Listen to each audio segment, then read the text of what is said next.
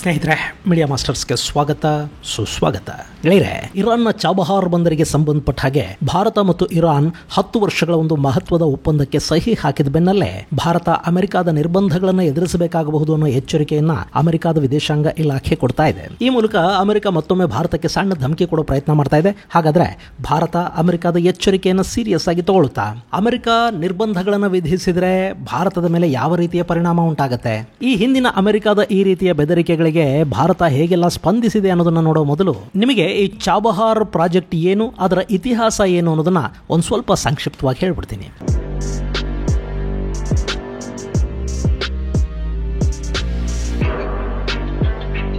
ಗೆಳೆಯರೆ, ಚಾಬಹಾರ್ ಅಂದ್ರೆ ನೀವಿಲ್ಲಿ ಮ್ಯಾಪಲ್ಲಿ ನೋಡ್ತಾ ಇದ್ದೀರಲ್ಲ, ಇದು ನಮ್ಮ ಭಾರತ. ಇಲ್ಲಿಂದ ಅರಬ್ಬಿ ಸಮುದ್ರದಲ್ಲಿ ಪಾಕಿಸ್ತಾನದ ಕರಾಚಿ ಹಾಗೂ ಗ್ವಾದಾರ್ ಬಂದರುಗಳನ್ನ ದಾಟಿಕೊಂಡು ಸ್ವಲ್ಪ ಮುಂದೆ ಹೋದ್ರೆ ಇರಾನಿನ ಬಲೂಚಿಸ್ತಾನ ಪ್ರದೇಶದಲ್ಲಿರೋದು ಚಾಬಹಾರ್. ಇದರ ಪಕ್ಕದಲ್ಲಿರೋ ಗ್ವಾದಾರ್ ಬಂದರನ್ನ ಚೈನಾ ಅಭಿವೃದ್ಧಿಪಡಿಸ್ತಾ ಇದೆ. ಈ ನಿಟ್ಟಿನಲ್ಲಿ ಚಾಬಹಾರ್ ಅನ್ನೋದು ಭಾರತಕ್ಕೆ ತುಂಬಾನೇ ಮಹತ್ವದ ಬಂದರು ಅನ್ನಿಸ್ಕೊಳ್ಳುತ್ತೆ. ಹಾಗೆ ಆಫ್ಘಾನಿಸ್ತಾನ ಸೇರಿದ ಹಾಗೆ ಮಧ್ಯ ಏಷ್ಯಾದಲ್ಲಿನ ಲ್ಯಾಂಡ್ ಲಾಕ್ ದೇಶಗಳಿಗೆ ಭಾರತದ ಜೊತೆ ಸಂಪರ್ಕವನ್ನ ಕಲ್ಪಿಸೋದ್ರಲ್ಲಿ ಕೂಡ ಚಾಬಹಾರ್ ಮಹತ್ವದ ಪಾತ್ರವನ್ನ ವಹಿಸುತ್ತೆ. ಜೊತೆಗೆ ರಷ್ಯಾ, ಇರಾನ್ ಹಾಗೂ ಭಾರತಗಳ ಸಹಯೋಗದಲ್ಲಿ ನಿರ್ಮಾಣವಾಗ್ತಾ ಇರುವ ನಾರ್ತ್ ಸೌತ್ ಟ್ರಾನ್ಸ್ಪೋರ್ಟ್ ಕಾರಿಡಾರ್ ಇದೆಯಲ್ಲ, ಅದನ್ನು ಕೂಡ ಹಿಂದೂ ಮಹಾಸಾಗರದ ಜೊತೆಗೆ ಅಥವಾ ಭಾರತದ ಜೊತೆಗೆ ಕನೆಕ್ಟ್ ಮಾಡೋದು ಇದೇ ಚಾಬಹಾರ್ ಬಂದರು. ಈ ಚಾಬಹಾರ್ ಬಂದರು ಯೋಜನೆಯ ಕನಸು ಆರಂಭ ಆಗಿದ್ದು 1970ರಲ್ಲಿ. ಅವತ್ತಿಗೆ ಇರಾನ್ನಲ್ಲಿ ರಾಜ ಶಹ ಪೆಹಲವಿಯ ಆಡಳಿತ ಇತ್ತು. ಜೊತೆಗೆ ಅವತ್ತಿಗೆ ಇರಾನ್ನಲ್ಲಿ ಆಂತರಿಕ ಸಂಘರ್ಷಗಳು ಶುರುವಾಗಿದ್ವು.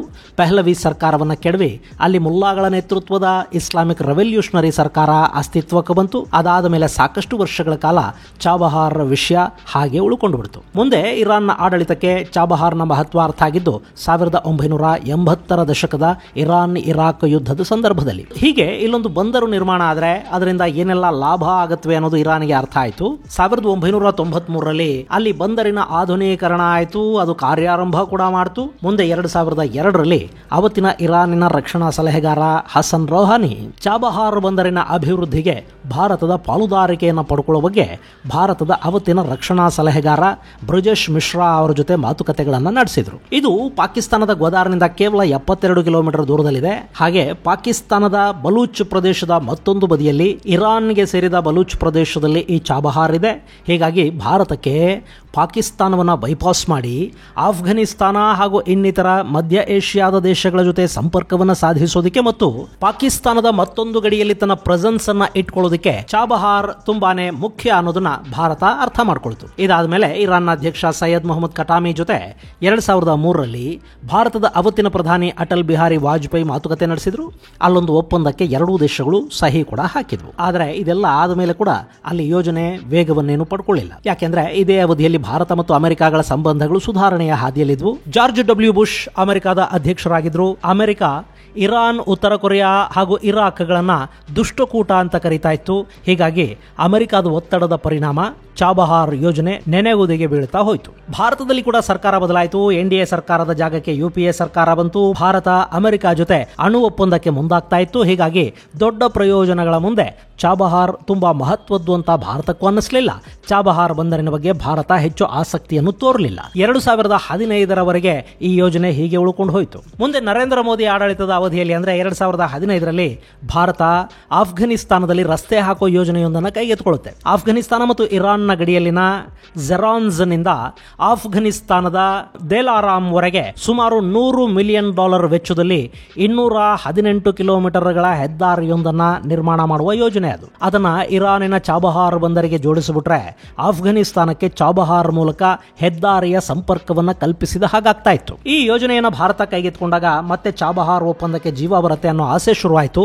ಅದೇ ಸಮಯಕ್ಕೆ ಇರಾನ್ ಕೂಡ P5+1 ದೇಶಗಳು ಅಂದ್ರೆ ವಿಶ್ವಸಂಸ್ಥೆಯ ಭದ್ರತಾ ಮಂಡಳಿಯ 5 ಕಾಯಂ ಸದಸ್ಯತ್ವ ದೇಶಗಳು ಹಾಗೂ ಯುನೈಟೆಡ್ ಕಿಂಗ್ಡಮ್ ಜೊತೆ ಮಾತುಕತೆಯನ್ನು ನಡೆಸಿ ಅಲ್ಲೊಂದು ಸಂಧಾನಕ್ಕೆ ವೇದಿಕೆಯನ್ನು ಸಿದ್ಧಪಡಿಸಿಕೊಳ್ತು. ಸೊ ಅಮೆರಿಕದ ಒತ್ತಡಗಳು ಕೂಡ ಅಲ್ಲಿ ಕಡಿಮೆ ಆಗ್ತಾ ಇದ್ವು. ಇದೇ ದಿನಗಳಲ್ಲಿ ಆಫ್ಘಾನಿಸ್ತಾನದ ಪ್ರಧಾನಿಯಾಗಿದ್ದ ಅಶ್ರಫ್ ಘನಿ ಕೂಡ ಚಾಬಹಾರ್ ಚಾಬಹಾರ್ ಬಂದರು ಯೋಜನೆಗೆ ವೇಗ ಕೊಡೋದಕ್ಕೆ ಭಾರತಕ್ಕೆ ಮನವಿ ಮಾಡಿಕೊಳ್ಳೋದಕ್ಕೆ ಶುರು ಮಾಡಿದ್ರು. ಅವರಿಗೆ ಬಂದರು ಸಿದ್ಧವಾದ್ರೆ ಭಾರತ ಮತ್ತು ಆಫ್ಘನಿಸ್ತಾನದ ದೂರ ಕಡಿಮೆ ಆಗ್ತಾ ಇತ್ತು. ಪಾಕಿಸ್ತಾನದ ಹಂಗಿಲ್ಲದೆ ಎರಡೂ ದೇಶಗಳು ಪರಸ್ಪರ ವ್ಯಾಪಾರ ಸಂಬಂಧಗಳನ್ನ ಗಟ್ಟಿ ಮಾಡಿಕೊಳ್ಳೋದಕ್ಕೆ ಇದು ಸಹಾಯ ಮಾಡ್ತಾ ಇತ್ತು. ಭಾರತ ಕೂಡ ಇದಕ್ಕೆ ಒಪ್ಪಿಗೆಯನ್ನು ಕೊಡ್ತು. 2016ರಲ್ಲಿ ಪ್ರಧಾನಿ ನರೇಂದ್ರ ಮೋದಿ ಇರಾನ್ನ ಪ್ರವಾಸವನ್ನು ಕೈಗೊಂಡರು. ಇದೇ ಸಂದರ್ಭದಲ್ಲಿ ಇರಾನ್, ಆಫ್ಘನಿಸ್ತಾನ ಹಾಗೂ ಭಾರತಗಳು ಇಂಟರ್ನ್ಯಾಷನಲ್ ಟ್ರಾನ್ಸ್ಪೋರ್ಟ್ ಅಂಡ್ ಟ್ರಾನ್ಸಿಸ್ಟ್ ಕಾರಿಡಾರ್ ನಿರ್ಮಾಣಕ್ಕೆ ಸಹಿ ಹಾಕಿತು. ಅಲ್ಲಿಗೆ ಮತ್ತೆ ಚಾಬಹಾರ್ ಬಂದರು ಯೋಜನೆಗೆ ಜೀವ ಬಂದ ಹಾಗಾಯಿತು. 2017ರಲ್ಲಿ ಅಮೆರಿಕಾದಲ್ಲಿ ಡೊನಾಲ್ಡ್ ಟ್ರಂಪ್ ಸರ್ಕಾರ ಬಂತು. ಇರಾನ್ ಮೇಲೆ ಮತ್ತೆ ಅಮೆರಿಕಾದ ಹದ್ದಿನ ಕಣ್ಣು ಬಿತ್ತು. ಟ್ರಂಪ್ ಸರ್ಕಾರ ಇರಾನ್ ಮೇಲೆ ನಿರ್ಬಂಧಗಳನ್ನು ಹೇರ್ತು. ಪರಿಣಾಮ ಭಾರತದ ಯೋಜನೆ ಕೂಡ ವೇಗ ಕಳ್ಕೊಳ್ತಾ ಹೋಯಿತು. ಇಲ್ಲಿ ಚಾಬಹಾರ್ ಬಂದರಿನ ವಿಷಯದಲ್ಲಿ ಅಮೆರಿಕಾದ ನಿರ್ಬಂಧ ಬೀಳದ ಹಾಗೆ ಭಾರತ ನೋಡಿಕೊಂಡಿತ್ತಾದರೂ ಇರಾನ್ನಲ್ಲಿ ಕಾಮಗಾರಿಯನ್ನು ವೇಗವಾಗಿ ಮುಂದುವರಿಸೋದಕ್ಕೆ ಬೇಕಾದ ವಸ್ತುಗಳ ಸರಬರಾಜಿನ ಸಮಸ್ಯೆಯಲ್ಲಿ ಉಂಟಾಯಿತು. ಜೊತೆಗೆ ಅಮೆರಿಕ ಜೊತೆ ಭಾರತದ ಸಂಬಂಧಗಳು ಚೆನ್ನಾಗಿವೆ ಅನ್ನೋ ಕಾರಣಕ್ಕೆ ಇರಾನ್ ಕೂಡ ಭಾರತದ ಮೇಲೆ ಮುನಿಸು ತೋರಿಸೋದಕ್ಕೆ ಶುರು ಮಾಡಿತು. ಭಾರತ ಇರಾನ್ ಜೊತೆಗಿನ ತೈಲ ಖರೀದಿಯನ್ನ ನಿರ್ಬಂಧಗಳ ಕಾರಣದಿಂದ ನಿಲ್ಲಿಸಿತು. ಇದು ಕೂಡ ಇರಾನ್ನ ಅಸಮಾಧಾನಕ್ಕೆ ಕಾರಣ ಆಯಿತು. ಈ ಸಂದರ್ಭದಲ್ಲೇ ಇರಾನ್ ಹಾಗೂ ಚೈನಾಗಳು ಹತ್ತಿರ ಆಗ್ತಾ ಹೋದು. ಯಾಕೆಂದ್ರೆ ಚೈನಾ ಅಮೆರಿಕದ ನಿರ್ಬಂಧಗಳಿಗೆ ಕೇರ್ ಮಾಡದೆ ಇರಾನ್ನಿಂದ ಅತಿ ಹೆಚ್ಚು ತೈಲ ಖರೀದಿಗೆ ಮುಂದಾಯಿತು. ಯಾರಿಂದ ಲಾಭ ಬರುತ್ತೆ, ಯಾರು ನಮ್ಮ ಕಷ್ಟದ ಸಮಯದಲ್ಲಿ ಜೊತೆಗಿರ್ತಾರೆ ಅವರೇ ತಾನೇ ಮಿತ್ರರು. ಹೀಗಾಗಿ ಇರಾನ್ ಪಾಲಿಗೆ ಭಾರತಕ್ಕಿಂತ ಚೈನಾ ಹತ್ತಿರ ಆಗ್ತಾ ಹೋಯಿತು.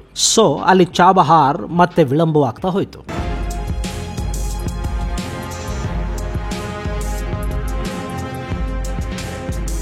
ಗೆಳೆಯರೆ, ಇದೆಲ್ಲದರ ನಡುವೆ ಗ್ವಾದಾರ್ ಬಂದರನ್ನ ಚೈನಾ ಅಭಿವೃದ್ಧಿಪಡಿಸಿದೆ. ಈಗ ಭಾರತ ಮತ್ತೆ ಚಾಬಹಾರ್ ಕಡೆಗೆ ಹೆಚ್ಚಿನ ಗಮನ ಕೊಡ್ತಾ ಇದೆ. ಮೊನ್ನೆ ಭಾರತ ಮತ್ತು ಇರಾನ್ ನಡುವೆ 10 ವರ್ಷಗಳ ಒಂದು ಒಪ್ಪಂದ ಆಗಿದೆ.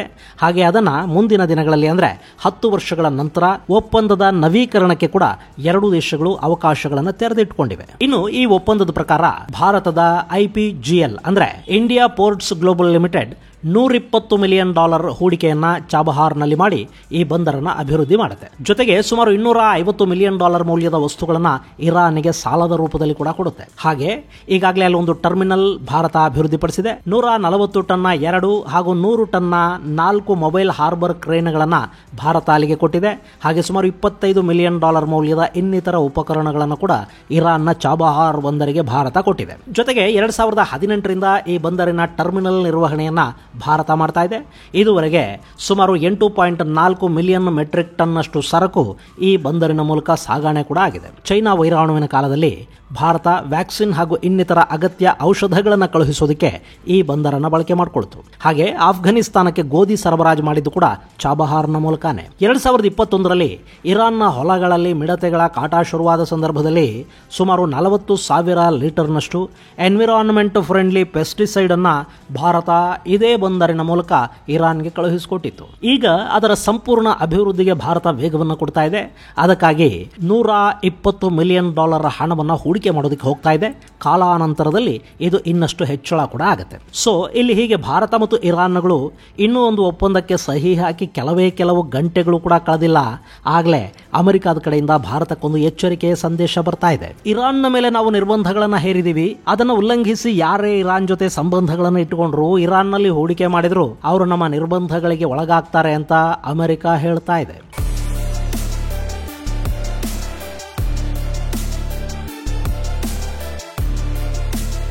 ಗೆಳೆಯರೆ, ಇಲ್ಲಿ ಇರಾನ್ ಹಾಗೂ ಇಸ್ರೇಲ್ ಸಂಘರ್ಷ ತೀವ್ರವಾಗಿ ಇಸ್ರೇಲ್ ಮೇಲೆ ಇರಾನ್ ದಾಳಿ ಮಾಡ್ತಲ್ಲ, ಅದಾದ ನಂತರ ಅಮೆರಿಕ ಹಾಗೂ ಮಿತ್ರ ದೇಶಗಳು ಇರಾನ್ ಮೇಲೆ ನಿರ್ಬಂಧಗಳನ್ನು ಹೆಚ್ಚು ಮಾಡಿವೆ. ಹೀಗಾಗಿ ಇರಾನ್ ಜೊತೆ ಭಾರತ ಕೂಡ ಸಂಬಂಧಗಳನ್ನು ಮುಂದುವರಿಸಬಾರದು ಅಂತ ಅಮೆರಿಕ ಬಯಸುತ್ತೆ. ಆದರೆ ನಮಗೆ ಪಾಕಿಸ್ತಾನದ ದೃಷ್ಟಿಯಿಂದ ಹಾಗೂ ಮಧ್ಯ ಏಷ್ಯಾನ ಸಂಪರ್ಕಿಸುವ ದೃಷ್ಟಿಯಿಂದ ಅಂದ್ರೆ ಭಾರತದ ಹಿತಾಸಕ್ತಿಗಳ ದೃಷ್ಟಿಯಿಂದ ಇರಾನ್ ಅನ್ನೋದು ತುಂಬಾನೇ ಮುಖ್ಯ. ಸೊ ಇರಾನ್ ಜೊತೆಗಿನ ಸಂಬಂಧಗಳನ್ನು ಭಾರತ ಸಂಪೂರ್ಣವಾಗಿ ಕಡಿತ ಮಾಡಿಕೊಳ್ಳೋದು ಭಾರತದ ದೃಷ್ಟಿಯಿಂದ ಲಾಭದಾಯಕ ಅಲ್ಲ. ಇನ್ನು ಅಮೆರಿಕದ ನಿರ್ಬಂಧದ ಬೆದರಿಕೆಗಳು. ಈ ಹಿಂದೆ ಅಮೆರಿಕ ಜೊತೆಗಿನ ಸ್ನೇಹವನ್ನ ದೃಷ್ಟಿಯಲ್ಲಿಟ್ಟುಕೊಂಡು ಇರಾನ್ ಜೊತೆಗಿನ ಸಂಬಂಧಗಳನ್ನು ಭಾರತ ಕಡಿಮೆ ಮಾಡಿಕೊಳ್ತು. ಅದರ ಪರಿಣಾಮ ಅಂದ್ರೆ ಇರಾನ್ ಚೈನಾ ಜೊತೆ ಗಟ್ಟಿ ಸಂಬಂಧಗಳನ್ನು ಬಿಲ್ಡ್ ಮಾಡ್ಕೊಳ್ಳೋದಕ್ಕೆ ಅದು ಅವಕಾಶವನ್ನು ಮಾಡಿಕೊಡ್ತು. ಈಗ ಭಾರತ ಮತ್ತದೇ ತಪ್ಪನ್ನ ಇನ್ನೂ ಒಂದು ಬಾರಿ ಬಹುಶಃ ಮಾಡಲಾರದು. ಹಾಗೆ ಭಾರತಕ್ಕೆ ಅಮೆರಿಕ ನಿರ್ಬಂಧಗಳ ಬೆದರಿಕೆಯನ್ನ ಒಡ್ಡುತ್ತಾ ಇರೋದು ಕೂಡ ಇದು ಮೊದಲೇನಲ್ಲ. ಈ ಹಿಂದೆ ಅಮೆರಿಕದ ನಿರ್ಬಂಧಗಳನ್ನ ಭಾರತ ಒಮ್ಮೆ ಅನುಭವಿಸಿದೆ ಕೂಡ. ನಾವು ಅಣುಪರೀಕ್ಷೆ ಮಾಡಿದ ಸಂದರ್ಭದಲ್ಲಿ ಅಮೆರಿಕ ಹಾಗೂ ಅದರ ಎಲ್ಲ ಮಿತ್ರ ದೇಶಗಳು ಭಾರತದ ಮೇಲೆ ನಿರ್ಬಂಧವನ್ನು ವಿಧಿಸಿದ್ವು. ಅವತ್ತೇ ನಾವು ಅದನ್ನ ಗೆದ್ದು ಬಂದಿದ್ದೀವಿ. ಇನ್ನು ಈಗ ಈ ನಿರ್ಬಂಧಗಳಿಗೆ ಹೆದರುತ್ತಾ ಕೂರೋದ್ರಲ್ಲಿ ಯಾವ ಅರ್ಥನೂ ಇಲ್ಲ. ಇನ್ನು ಇಂಥ ಬೆದರಿಕೆಗಳು ಹೊಸವೇನಲ್ಲ. ಈ ಹಿಂದೆ ಇರಾನ್ನಿಂದ ತೈಲ ಖರೀದಿ ಮಾಡ್ತು ಅನ್ನೋ ಕಾರಣಕ್ಕೆ ಅಮೆರಿಕ ಮುಂಬೈ ಮೂಲದ ತಿಬುಲಾಜಿ ಪೆಟ್ರೋಕೆಮ್ ಪ್ರೈವೇಟ್ ಲಿಮಿಟೆಡ್ ಅನ್ನೋ ಸಂಸ್ಥೆಯ ಮೇಲೆ ನಿರ್ಬಂಧವನ್ನು ವಿಧಿಸಿತ್ತು. ಹಾಗೆ ರಷ್ಯಾಗೆ ಇರಾನ್ನ ಡ್ರೋನುಗಳನ್ನು ಸರಬರಾಜು ಮಾಡೋದಕ್ಕೆ ಸಹಾಯ ಮಾಡಿದ್ರು ಅನ್ನೋ ಕಾರಣಕ್ಕೆ ಮೊನ್ನೆ ತಾನೇ ಭಾರತದ 3 ಶಿಪ್ಪಿಂಗ್ ಕಂಪನಿಗಳ ಮೇಲೆ ಅಮೆರಿಕ ನಿರ್ಬಂಧವನ್ನು ವಿಧಿಸಿದೆ. ಅವೆಲ್ಲ ಖಾಸಗಿ ಸಂಸ್ಥೆಗಳು, ಅವುಗಳ ಮೇಲೆ ನಿರ್ಬಂಧ ವಿಧಿಸೋದು ಓಕೆ. ಆದ್ರೆ ಈಗ ಭಾರತದ ಸರ್ಕಾರವೇ ಇರಾನ್ ಜೊತೆ ಒಪ್ಪಂದ ಮಾಡಿಕೊಂಡಿದೆ. ಹಾಗಂತ ಭಾರತದ ಮೇಲೆ ಅಮೆರಿಕ ನಿರ್ಬಂಧವನ್ನು ಹೇರುತ್ತಾ? ಅದು ಈ ಸಂದರ್ಭದಲ್ಲಿ ಅಮೆರಿಕಾಗೆ ಸಾಧ್ಯ ಆಗತ್ತಾ? ಈ ಹಿಂದೆ ರಷ್ಯಾದಿಂದ ತೈಲ ಖರೀದಿ ಮಾಡಿದ್ರೆ ನಿಮ್ಮ ಮೇಲೆ ನಿರ್ಬಂಧಗಳನ್ನ ವಿಧಿಸಬೇಕಾಗತ್ತೆ ಅಂತ ಅಮೆರಿಕ ಭಾರತಕ್ಕೆ ಎಚ್ಚರಿಕೆಯನ್ನು ಕೊಟ್ಟಿತ್ತು. ಅಮೆರಿಕದ ಡೆಪ್ಯೂಟಿ NSA ಕೂಡ ಈ ವಿಷಯದಲ್ಲಿ ಭಾರತಕ್ಕೆ ಎಚ್ಚರಿಕೆ ಕೊಟ್ಟಿದ್ದ. ಆದರೆ ಭಾರತ ಅಮೆರಿಕದ ಯಾವ ಬೆದರಿಕೆಯನ್ನು ಸೀರಿಯಸ್ ಆಗಿ ತಗೊಳ್ಳಿಲ್ಲ. ರಷ್ಯಾದಿಂದ ಸಾಕಷ್ಟು ತೈಲವನ್ನು ಖರೀದಿ ಮಾಡ್ತು. ಅದೆಲ್ಲ ಆದ್ಮೇಲೆ ಈಗ ಅಮೆರಿಕ ಭಾರತದ ತೈಲ ಖರೀದಿ ಬಗ್ಗೆ ಏನ್ ಹೇಳ್ತಾ ಇದೆ ಅನ್ನೋದನ್ನ ಕೂಡ ನೀವು ಕೇಳಿಸ್ಕೊಂಡಿರ್ಬೇಕು. ರಷ್ಯಾದ ತೈಲವನ್ನ ಯಾರಾದರೂ ಖರೀದಿ ಮಾಡಲೇಬೇಕಿತ್ತು. ಹೀಗಾಗಿ ನಾವು ಖರೀದಿ ಮಾಡಿ ಅಂತ ಭಾರತಕ್ಕೆ ಹೇಳಿದ್ವಿ. ನಾವು ಹೇಳಿದ್ವಿ ಅಂತಲೇ ಭಾರತ ರಷ್ಯಾದಿಂದ ತೈಲವನ್ನು ಖರೀದಿ ಮಾಡಿದ್ದು ಅಂತ ಅಮೆರಿಕಾದ ಭಾರತ ರಾಯಭಾರಿ ಗಾರ್ಸೆಟಿ ಹೇಳಿದ್ದಾನೆ. ಇದೊಂಥರ ನೆಲಕ್ಕೆ ಬಿದ್ದರೂ ಲಂಗೋಟಿ ಮಣ್ಣಾಗಲಿಲ್ಲ ಅನ್ನೋ ಥರದ್ದು ಮಾತು. ಹೀಗಿರುವಾಗ ಅಮೆರಿಕದ ನಿರ್ಬಂಧಗಳ ಹೆದರಿಕೆಗೆ ಇನ್ನು ಭಾರತ ಮಣಿಯದೆ ಕೂಡ ಇರಬಹುದು. ಮಣಿಯೋದಕ್ಕೆ ಹೋಗಬಾರದು ಕೂಡ. ಯಾಕೆಂದ್ರೆ ಈ ಬಂದರಿನ ವಿಷಯದಲ್ಲಿ ಭಾರತದ ಹಿತಾಸಕ್ತಿಗಳಿವೆ. ಇದು ಭಾರತಕ್ಕೆ ವ್ಯಾಪಾರ ಹಾಗೂ ರಕ್ಷಣೆಯ ದೃಷ್ಟಿಯಿಂದ ತುಂಬಾ ಮಹತ್ವದ ಬಂದರು ಅನ್ನಿಸ್ಕೊಳ್ತಾ ಇದೆ. ಹೀಗಾಗಿ ಇಷ್ಟು ದಿನ ಈ ಬಗ್ಗೆ ವಿಳಂಬ ಮಾಡಿದ್ದೇ ಸರಿಯಲ್ಲ. ಇನ್ನೂ ವಿಳಂಬ ಮಾಡೋದು ಖಂಡಿತ ಸಲ್ಲ. ಇದು ಗೆಳೆಯರೆ ಚಾಬಹಾರ್ ಬಂದರು ಒಪ್ಪಂದ ಹಾಗೂ ಅದಕ್ಕೆ ಅಮೆರಿಕ ಕೊಡ್ತಾ ಇರೋ ಧಮಕಿಯ ಕುರಿತಾದ ಒಂದಷ್ಟು ಮಾಹಿತಿ. ಮುಂದಿನ ಸಂಚಿಕೆಯಲ್ಲಿ ಮತ್ತಷ್ಟು ವಿಶೇಷಗಳ ಜೊತೆ ಮತ್ತೆ ಭೇಟಿಯಾಗೋಣ. ಅಲ್ಲಿವರೆಗೆ ಜೈ ಹಿಂದ್, ಜೈ ಕರ್ನಾಟಕ.